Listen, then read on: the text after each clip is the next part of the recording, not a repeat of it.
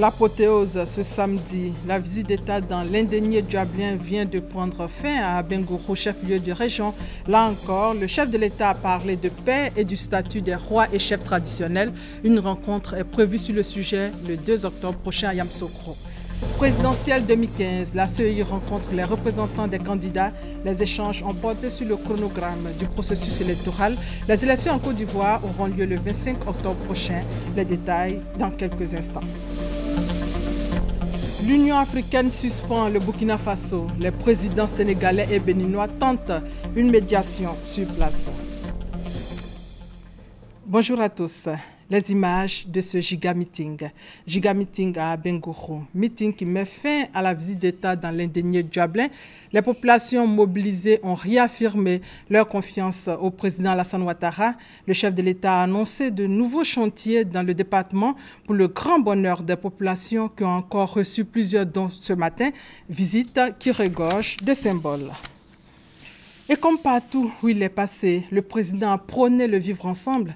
Il a fait le point des réalisations, 150 milliards de francs CFA investis dans la région. Le président est revenu sur le statut des rois et chefs traditionnels. Une rencontre est prévue pour l'installation de la Chambre des rois et chefs traditionnels, justement, le 2 octobre prochain à Yamoussoukro.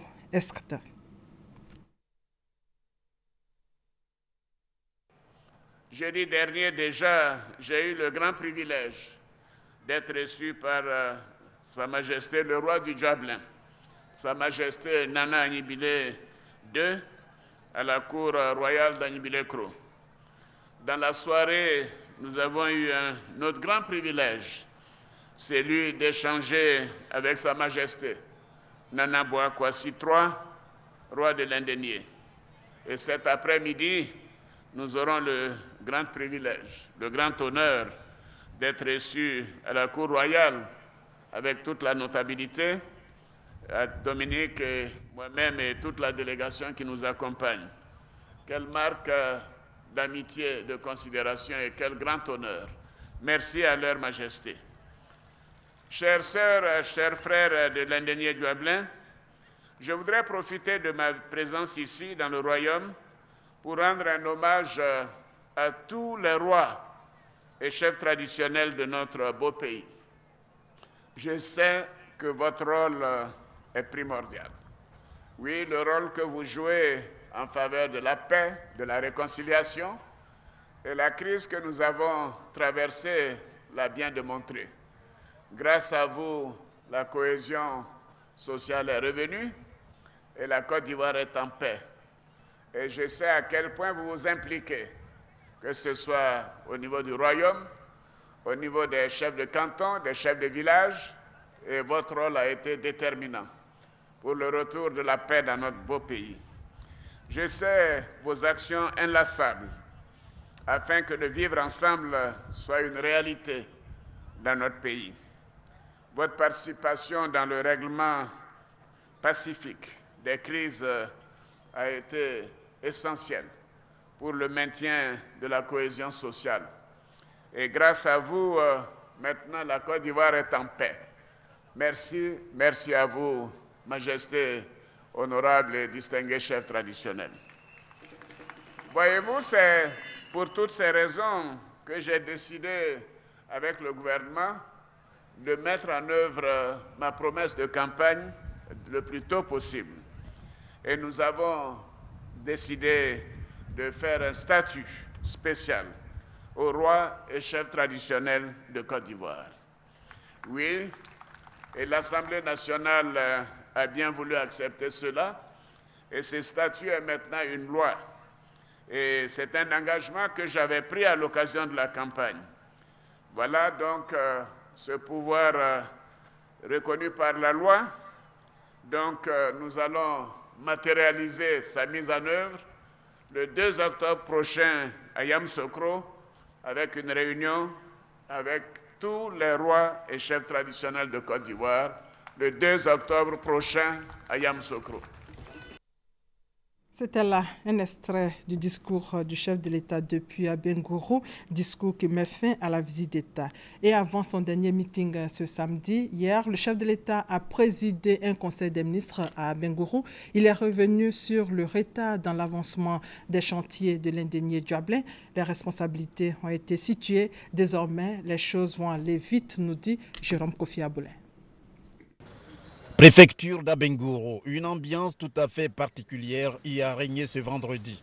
Et pour cause, le lieu s'est révélé idéal pour abriter le conseil des ministres délocalisé en raison de la visite d'État du président de la République Alassane Ouattara dans la région de l'indénié Djablin. Et à propos de cette réunion d'une telle envergure, elle rime avec les grandes décisions face aux différents défis de développement. À Abengourou, le conseil a été pour le chef de l'État l'occasion d'interpeller les membres du gouvernement sur la lenteur des travaux de développement dans cette localité. Je peux dire que le chef de l'État a montré une colère forte, une impatience forte par rapport aux nombreux retards qui ont été constatés dans la mise en œuvre de toutes les décisions et mesures qui ont été prises déjà depuis plusieurs mois pour cette région. Je peux vous assurer que dans les prochaines semaines, les choses vont aller très vite. Tous les ministres concernés ont chacun entendu leur part de responsabilité et chacun est donc amené le plus rapidement possible à rattraper les retards qui ont été notés. Il était important que la population sache que les décisions prises en ce qui concerne cette région sont nombreuses et le chef de l'État a tenu à ce que tout cela soit fait le plus rapidement possible au profit des populations. Par ailleurs, le Conseil a décidé de la mise en œuvre du projet d'appui aux infrastructures agricoles dans l'indénié Djablin, cela dans le but de favoriser la création d'emplois dans cette région. Ce projet a été lancé en 2012 pour contribuer au renforcement de la productivité des principales cultures et améliorer la sécurité alimentaire dans cette région, donc réduire la pauvreté dans la région de l'indénié Djablin.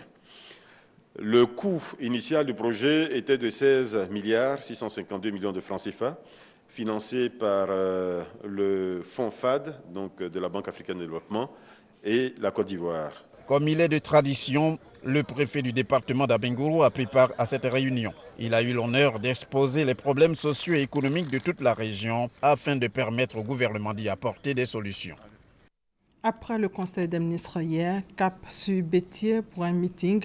Depuis Bétier, où il animait son second meeting, le chef de l'État, Alassane Ouattara, a lancé à nouveau un appel à la jeunesse afin que celle-ci renonce à la violence.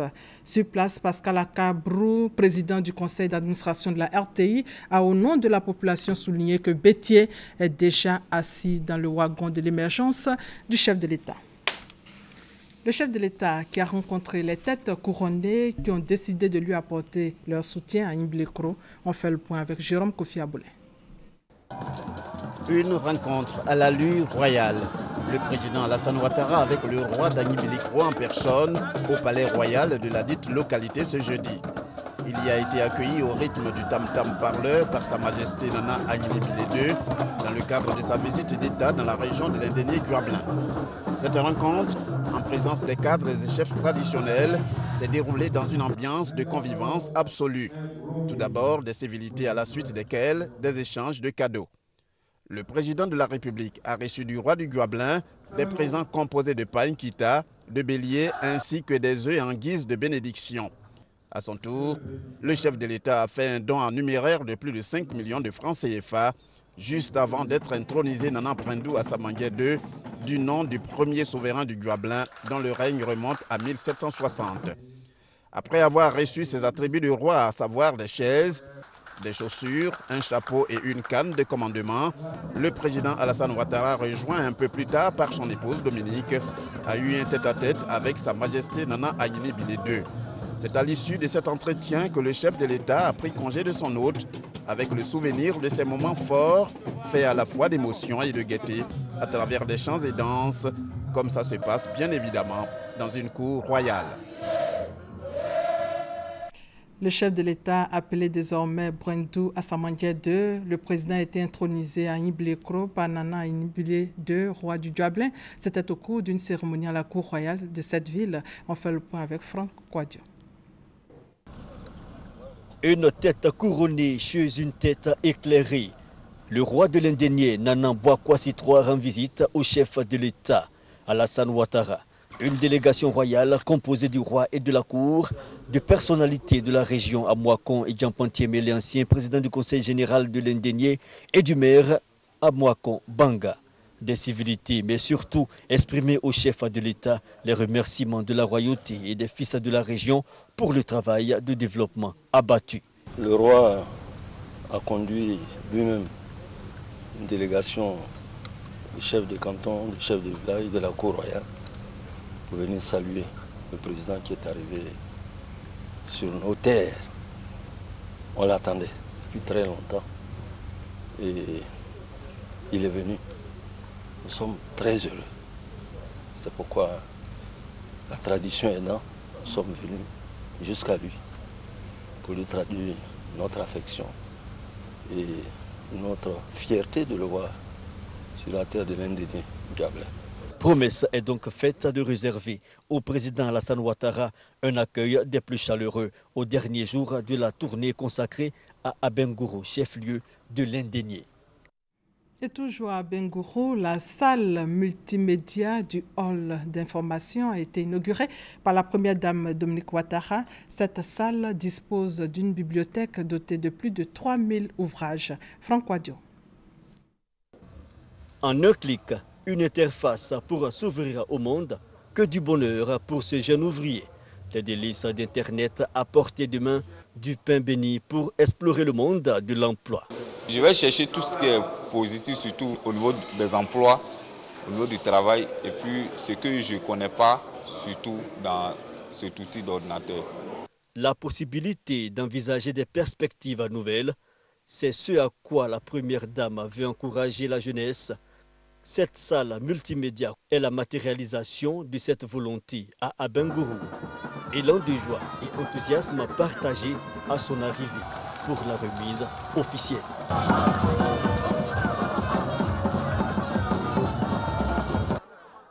Ce bâtiment, anciennement hall d'information, ce type d'outil avait par le passé un rôle de divulgation de l'actualité gouvernementale. Pour le ministre de la Communication, Bamba Afouchata Lamine, c'est aujourd'hui une porte d'entrée sur le monde. Le contexte actuel des technologies de l'information et de la communication nous impose de nouvelles exigences au niveau de l'information du domaine public à l'ère de l'informatique et du numérique. C'est la raison pour laquelle nous saluons cette initiative qui fait du centre d'Abengourou le premier centre multimédia de communication grâce à Madame la Première Dame. Alors, Madame la Première Dame, l'inauguration du centre multimédia de communication au sein du centre public de communication d'Abengourou, le tout premier du genre, annonce l'ère de l'émergence du numérique pour les populations d'Abengourou. Offrir et encourager la jeunesse d'Abengourou à l'interaction par la lecture et Internet, la première dame donne le sens de son action. La Fondation Children of Africa travaille depuis de nombreuses années à la création de salles multimédia, de cantines et de bibliothèques à travers le pays, afin que nos enfants aient accès à la lecture et au divertissement à proximité de leur lieu d'habitation. Là, il ne s'agit pas seulement de nos enfants, mais également de la population d'Abengourou, ce qui est également une très bonne chose. Aussi, il nous tenait particulièrement à cœur d'offrir cette nouvelle bibliothèque et cette salle multimédia pour Abengourou. C'est aujourd'hui chose faite et j'en suis très satisfaite. De la joie donc pour les bénéficiaires. En leur nom, Fatou Koulibaly exprime sa reconnaissance à la première dame. La plateforme aura donc un rôle primordial. Le constat est fait par Dominique Ouattara, qu'accompagnait la grande chancelière Henriette Dagri-Diabaté et le maire d'Abengourou, Amouakon Banga. Une visite agrémentée de petits mots choisis pour chaque jeune féru de lecture et d'Internet. Désormais, saine occupation de la jeunesse à Abengourou par la volonté de la première dame, Dominique Ouattara.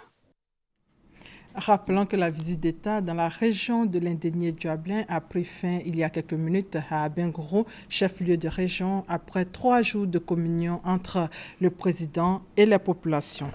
Ici à Abidjan, la CEI, la Commission électorale indépendante, a rencontré hier les représentants des candidats pour recueillir leurs avis et suggestions pour assurer la bonne conduite de la présidentielle. C'est la première rencontre après la publication de la liste électorale. Marie-Christine Apro et Sidonie Davila. Apaisement, c'est le maître mot qui doit prévaloir en cette période électorale. La Commission électorale indépendante CEI ne veut pas déroger à la règle.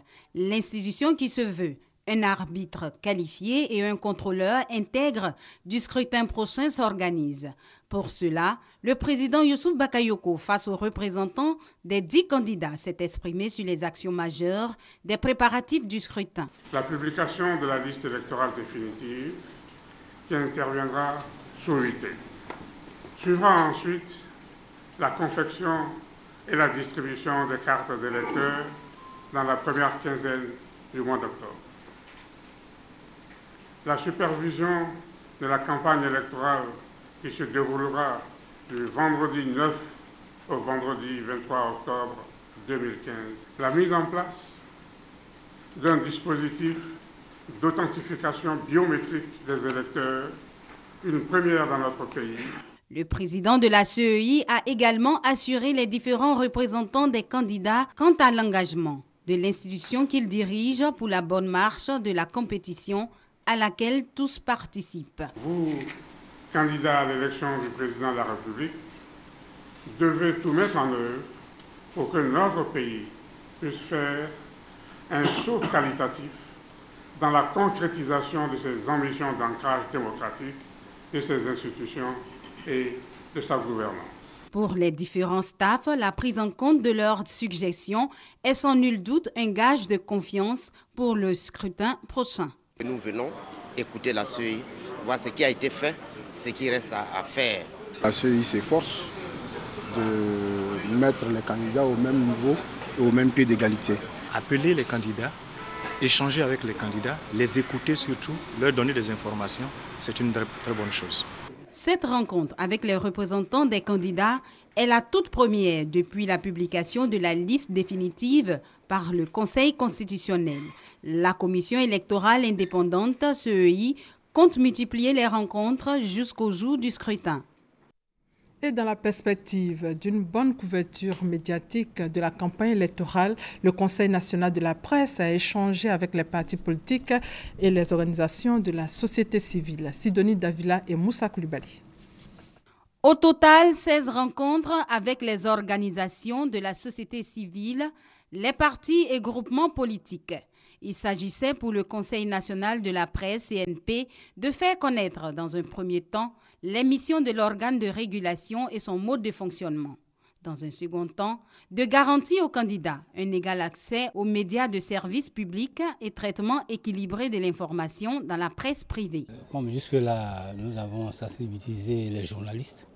Nous avons estimé qu'il est important que nous la continuions maintenant avant la première des élections, c'est-à-dire la présidentielle, qui est la reine de toutes les consultations. Nous avons estimé donc important de rencontrer les sources d'information, c'est-à-dire les hommes politiques et les responsables des sociétés, des associations de la société civile. Un message bien perçu par les acteurs concernés.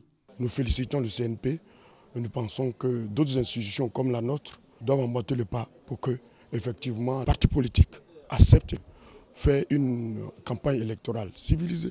Nous comptons rapporter ces propos-là à nos militants pour que ces élections se passent dans la tranquillité. Nous allons à une élection qui est importante pour le pays. Il faudrait que cette élection soit apaisée et que tous les acteurs soient rassurés. Et nous pensons que le CNP est un organe très important qui pourrait rassurer davantage les Ivoiriens et particulièrement les partis politiques qui prennent part à cette élection. Le CNP invite chacune des entités visitées à la cérémonie de tirage au sort de la publication des messages des candidats à la présidentielle. Ce rendez-vous est pris dans la première semaine du mois d'octobre. Pour ces élections, justement, Mamadou Touré appelle la jeunesse ivoirienne à plus de responsabilités à la veille de la présidentielle. Le conseiller technique du président de la République échangeait ainsi avec les organisations de jeunesse et les leaders d'opinion. Aboulaye Koné et Hervé Blé pour plus de détails. 1500 jeunes de tous bords ont entamé en chœur à la bidjanaise et dit non à l'instrumentalisation dont ils sont l'objet depuis 2 décennies. Si la projection d'un film sur la situation de la jeunesse ivoirienne de 1946 à nos jours a ému plus d'un dans la salle, ce sont plutôt les conseils pleins de sagesse de feu Félix Houphouët-Boigny qui ont soulevé des salves d'applaudissements, une invitation à la jeunesse à plus de responsabilités. La jeunesse ne veut pas être spectatrice de l'émergence de la Côte d'Ivoire, elle veut être actrice aux côtés donc des aînés de cette émergence-là. Nous disons qu'il n'y a plus de raison qu'elle soit réduite seulement à un simple instrument. Elle veut être un partenaire, elle veut aussi revendiquer sa place dans la construction de cette Côte d'Ivoire nouvelle. La rencontre d'échange sur la situation de la jeunesse ivoirienne a vu l'intervention de jeunes leaders du RHDP et même ceux de l'ancien parti au pouvoir, le FPI. Tous réunis derrière un idéal, la non-violence en période électorale. Et je voudrais lancer un appel à tous les jeunes du Nord, du Sud, de l'Est à l'Ouest, tous. Le message, il est clair. Je donne ma voix, mais je ne donne pas ma vie. Nous, les jeunes, nous voulons la paix, nous voulons le développement et nous allons soutenir celui qui propose la paix et le développement. La jeunesse ivoirienne est capable de se transcender et de sortir de la politique politicienne pour mener véritablement le vrai combat. Le combat du développement, le combat du rassemblement, le combat de la paix. Je ne suis pas là pour FPI ni RHDP, mais je suis là pour la jeunesse. Pour dire aux autres frères qui sont cachés, leur dire que nous aimions la sécurité et qu'il n'ait pas peur qu'ils viennent ensemble pour qu'on puisse se réunir et réorganiser ce pays-là. À travers ce rendez-vous de la responsabilité, les leaders d'opinion jeunes ont su transmettre le message « Oui à ma voix, non à ma vie », engageant ainsi la jeunesse à ne plus risquer sa vie à des fins politiques faisant écho aux derniers événements. Dans la même veine, le directeur de campagne du RHDP du handball est connu. Cérémonie d'investiture sur place, des images pour en témoigner. Au pays Tagwana, Djimini et Djamala, la responsabilité de faire réélire le président Alassane Ouattara, candidat à sa propre succession à la prochaine présidentielle, est confiée au ministre Jean-Luc Billon. C'est le week-end dernier que l'émissaire du directoire du RHDP, le ministre Nyamien Kona, est allé l'investir à Katoula, capitale de la région du handball. Et c'est avec l'assurance des résultats attendus que les chartes de Jean-Luc Billon lui ont été confiées. Engagez-vous de travailler en équipe, de maintenir la cohésion au sein de la direction régionale, des directions départementales et des directions locales. Oui, je m'engage. Je vous investis respectivement directeur régional de campagne. Pour le directeur régional de campagne, faire gagner le candidat Alassane Ouattara ne sera qu'une formalité au vu de ses réalisations. Nous avons simplement mobilisé ce matin pour assurer une victoire claire et parfaite à notre candidat et dire que nous voulons être les premiers. Parce que nous avons été seconds en 2010 et cette fois-ci, nous allons essayer plus dur pour viser la première place. Convaincu qu'il n'y aura pas match dans le handball pour le scrutin du 25 octobre prochain, l'équipe de Jean-Luc Billon promet néanmoins de mener une campagne empreinte de courtoisie. L'association Jeunesse Vision Émergente souhaite des élections apaisées en Côte d'Ivoire. Elle a signifié au cours d'une rencontre à Bouaké. Il s'agit à travers cette rencontre d'amener les populations à cultiver les notions de paix. Ouattara Djeneba et Kader Sogodogo. La paix et la cohésion sociale, des valeurs fondamentales pour le développement d'un pays. L'association Jeunesse Vision Émergente veut amener le peuple ivoirien à se les approprier par la préservation d'un climat social apaisé pour les échéances électorales futures. Elle a donc initié une rencontre à Bouaké, rencontre au cours de laquelle le président de Vision Émergente invite les populations à la culture de la paix et de la cohésion sociale. C'est une page nouvelle que nous appelons le peuple de Côte d'Ivoire à écrire. C'est bientôt les élections. Que cette période électorale soit pour nous un moment de réflexion sur les acquis et ce qui reste à faire. Choisissons la paix, le développement et la cohésion sociale. Évitons la déchirure. Que la Côte d'Ivoire soit notre parti politique et que l'enjeu électoral ne tue pas le jeu. Les élections, c'est une date, mais la Côte d'Ivoire, c'est pour toujours. Vision émergente entend apporter une alternative en prônant une politique de développement. Cette politique qui instaure la paix et s'attaque aux réels enjeux de développement des populations. Pour atteindre cet objectif, Thierry Amani en appelle à la prise de conscience de tous afin de regarder dans la même direction. L'association Jeunesse émergente œuvre à l'insertion socio-professionnelle des jeunes dans le tissu économique et social. Elle a vu le jour en 2014. Dans le domaine de l'éducation nationale, la rentrée scolaire en Côte d'Ivoire, c'est le lundi prochain. La rentrée qui coïncide avec la célébration au plan national de la Journée internationale de l'alphabétisation, le lundi 21 septembre donc, mais avant, les enjeux avec Emma Niamien. C'est le lundi 21 septembre, place Figayo à Yopougon, que sera célébrée la Journée internationale de l'alphabétisation en Côte d'Ivoire. Et c'est en présence du Premier ministre Daniel Kablan-Duncan que se tiendra cette cérémonie. C'est vrai que le plus fort taux de personnes analphabètes se trouve dans la gente féminine, mais il y a également des hommes analphabètes. Donc l'activité du 21 septembre concerne tout le monde. Le taux d'analphabètes en Côte d'Ivoire s'élève à 44,7%. Que faire aujourd'hui pour amener ce taux à 20% d'ici 2020? La célébration de cette 50e journée internationale de l'alphabétisation est donc l'occasion, selon Mama Ouattara, de prendre des engagements. La personne analphabète pense que ce n'est pas important. Si mes enfants vont à l'école, moi j'ai quoi aller chercher à l'école? Non. On peut apprendre à tout âge. Ça, il faut qu'on le leur dise. Pour atteindre ces objectifs, la Côte d'Ivoire peut compter sur les 7671 centres d'alphabétisation et les 12 089 animateurs répertoriés. Les acteurs de la filière mangue s'organisent. Ils viennent de créer une fédération à Korogo, également au centre des préoccupations, l'écoulement sans difficulté de la mangue. Reportage Charles Tato. Véritable fer de lance de la diversification fruitière en Côte d'Ivoire. La mangue compte aussi dans le développement économique du pays. La production nationale est de plus de 150 000 tonnes, dont 60% issus des régions du district des Savanes. Mais seulement 22 000 tonnes sont exportées. L'État met donc les bouchées doubles pour la survie de cette filière.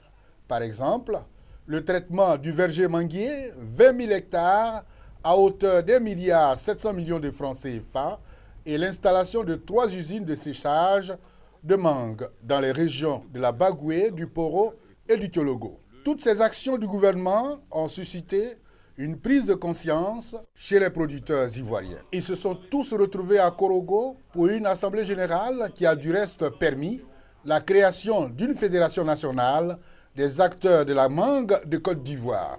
Cela pour aider l'État à les aider. Le problème que nous avons eu cette année, en 2015, on a été menacé d'embargo par l'Union européenne parce que nos produits arrivaient à un taux de procurement élevé. Nous, en tant qu'acteurs de la chose, on se devait quand même de pouvoir nous unir pour faciliter la tâche à l'État de Côte d'Ivoire, pour que la qualité de la mangue qui arrive en Europe soit vraiment une qualité irréprochable. L'objectif principal de cette organisation est de faciliter toutes les opérations concernant la collecte et le stockage, la transformation et la commercialisation de la mangue des membres. Le siège de la FENAMACI est à Korogo avec une équipe du conseil d'administration composée de 15 membres.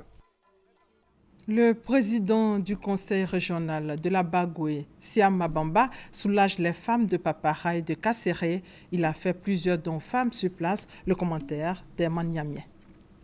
C'est dans le souci d'améliorer les conditions de vie des populations de la Bagoué que le président du conseil régional, Siama Bamba, a effectué une tournée dans les localités de Kasséré, Papara et Kouto où plusieurs dons ont été faits aux femmes, dont composés de motopompes, de pulvérisateurs et de plusieurs arrosoirs ainsi que de 2 moulins. Par ce acte, Siama Bamba vient honorer une promesse. Et nous avions pris l'engagement de satisfaire un certain nombre de doléances, dont la remise du moulin. Je le donne au chef de canton qui va remettre aux dames. Quand l'installation sera faite, nous viendrons pour faire la cérémonie de mise en marche officielle. Siama Bamba a de nouveau promis la sortie très prochaine de terre d'un bâtiment de 3 classes. Il a aussi promis d'équiper le centre hospitalier de Papara d'une ambulance. Heureux de recevoir ces dons, les bénéficiaires disent en faire bon usage. Nous sommes heureux de recevoir ces dons et nous disons merci aux donateurs. Les promesses qui sont satisfaites accompagnent vraiment les bénédictions. Notons que cette tournée s'est achevée par la remise de matériel d'entretien à l'association fraternelle des élèves et étudiants de Niéné Sud. Hors de nos frontières, et c'est en image, l'Union africaine a suspendu vendredi le Burkina Faso à la suite du coup d'État militaire. Les membres du Conseil national pour la démocratie sont tous frappés d'une interdiction de voyager et d'un gel des avoirs dans tous les États membres de l'organisation panafricaine. Les médiateurs, le président sénégalais Macky Sall, président en exercice de la CEDEAO et le président du Bénin Boni Yayi se sont rendus à Ouagadougou vendredi pour tenter de faire infléchir le général Diendéré. Ils doivent reprendre les négociations ce samedi au Burkina Faso où sur place hier, 3 personnes sont mortes et au moins 13 ont été blessées lors des violences après le coup d'État. Et c'est la fin de ce 13h supervisé par Hervé Blé et Adama Kone. Fin également de la visite d'État dans l'Indénié Djablin. Le compte-rendu du Conseil des ministres à Abengourou vous sera proposé juste après ce journal. On se retrouve demain à la même heure. Merci de votre fidélité.